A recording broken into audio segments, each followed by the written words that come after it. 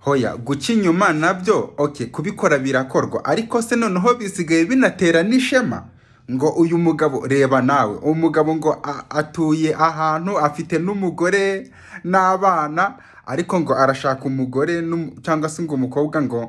ngo bazajya bishimana gusa ubuzima bwabo bwose noneho ngo ariko batagamije ngo kubana noneho akanabishyira no hanze ku mbuga nkoranyambaga kugira ngo ashakishe bene uwo muntu bazajya bacana inyuma afite n'urugo yubatse nyine guca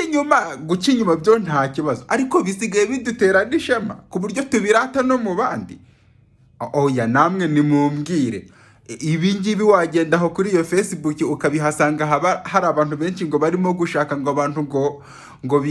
bo kwinezezanya ariko gusa nta yindi gahunda okay umusore uraho nyine we usanzwe yakabikoze ibyo ngibyo ndabyumva